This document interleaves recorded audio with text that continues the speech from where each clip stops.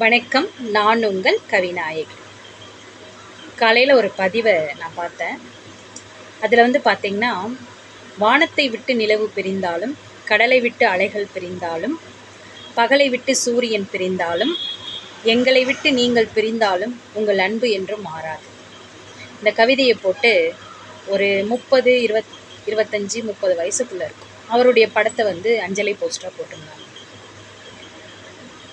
மரணம்ன்றது எவ்வளோ ஒரு சர்வ சாதாரணமாக மாறிடுச்சு. ஏன்னா இன்றைக்கி மரணம் நடந்தால் அவங்களுக்காக ஸ்டேட்டஸ் ஃபோட்டோஸ் எல்லாம் போட்டு அடுத்த நிமிஷம் அதை அப்படியே மறந்துடும். ஆனால் அவங்க மரணம் செஞ்ச அவங்க வீட்டில் இருக்கிறவங்கெல்லாம் ஒரு வாரம் மனசில் ரொம்ப பாரமாக இருக்கும். ஒரு மாதம் ரொம்ப ரொம்ப பாரமாக இருக்கும். ஒரு வருஷமா அடுத்த வருஷம் திதி எங்களை விட்டு ஒரு வருஷம் ஆயிடுச்சு அப்படியே மறந்து நார்மல் நிலைமைக்கு போயிடுவாங்க. இதெல்லாம் ஏன் சொல்கிறேன் அப்படின்னா, மனித வாழ்க்கை விலங்குகளையும் விட கேவலமான வாழ்க்கையாக மாறிடுச்சு.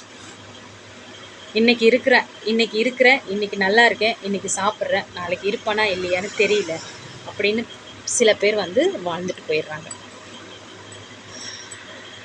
இதெல்லாம் மனித வாழ்க்கைக்கு உகந்ததா அப்படின்னு பார்க்கும்போது மனசு ரொம்ப கஷ்டமாக இருக்குது. யாரோ ஒரு போஸ்ட்டை பார்த்துட்டு நம்ம ரிப் அப்படின்னு சொல்லி கமெண்ட் பண்ணுறோம். அடுத்த நிமிஷம் அதை நம்ம மாற்றிட்டு போயிட்டே இருக்கோம். அவங்க குடும்பத்தாரோட வழிகள். ஒரு தாய் தகப்பனுக்கு ஒரே ஒரு குழந்தை ரொம்ப செல்லமாக வளர்க்குறாங்க. திடீர்னு அவன் போகும்போது அப்படியே வண்டியில் போயிட்டு ஆக்சிடெண்ட் ஆகிடும்.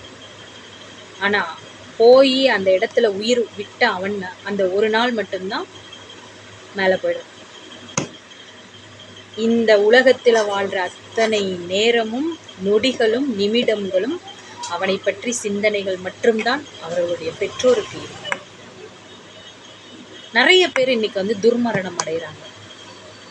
இதுக்கெல்லாம் காரணம் உலக மாற்றம், கால மாற்றம், மனிதர்களுடைய மாற்றம் எல்லாம் மாறி மாறி மாறி மாறி போயிடுச்சு.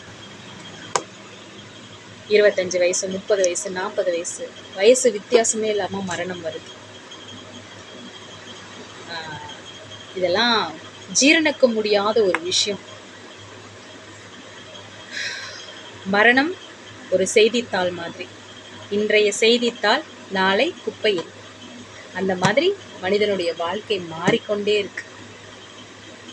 ரொம்ப வேதனைக்கூடிய ஒரு விஷயம். வாழ முடியாமல் சாகணும் அப்படின்னு முடிவெடுக்கிறீங்கன்னா ஒரு பெண்ணோட வாழ்க்கையை கெடுத்துட்டு சாகாதீங்க.